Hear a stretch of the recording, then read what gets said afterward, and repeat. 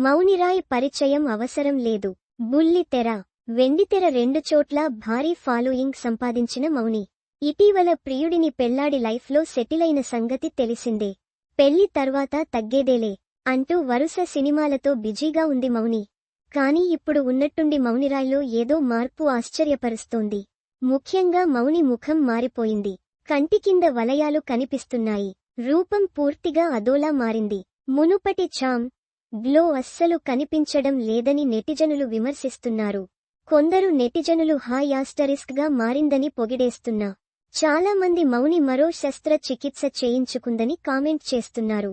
మౌనితో పాటు సోనం బజ్వా, దిశా పటానీ కూడా ఇదే ఫ్రేమ్లో కనిపించారు. కానీ ఆ ఇద్దరిలో కనిపించనిది ఏదో మౌనిలో కనిపిస్తోంది. తన రూపం ఆర్టిఫిషియల్గా మారింది. ముఖాకృతిలో ఏదో మార్పు వచ్చిందని నెటిజనులు గమనించారు. అందుకే కొందరు డౌట్లు వ్యక్తం చేస్తున్నారు. మౌని, దిశా పటానీ చాలా సన్నిహితులు. వారు చాలాసార్లు కలిసి కనిపించారు. ఇప్పుడు వారితో సోనం బజ్వా కూడా ఈవెంట్లో కలిసి ఫోజులిచ్చారు. ప్రస్తుతం ఈ ఫోటోగ్రాఫ్స్ ఇంటర్నెట్లో వైరల్గా మారుతున్నాయి. మౌని రాయ్ తదుపరి భారీ మల్టీస్టారర్ బూత్నీలో నటించింది.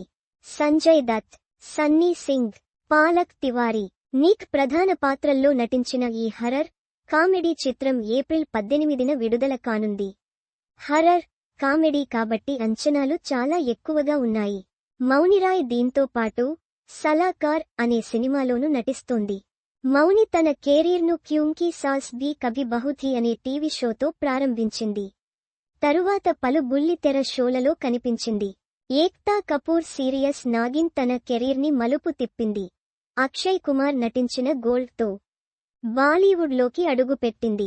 Made in China, Brahmastra, part 1, Shiva తదితర చిత్రాల్లో నటించింది.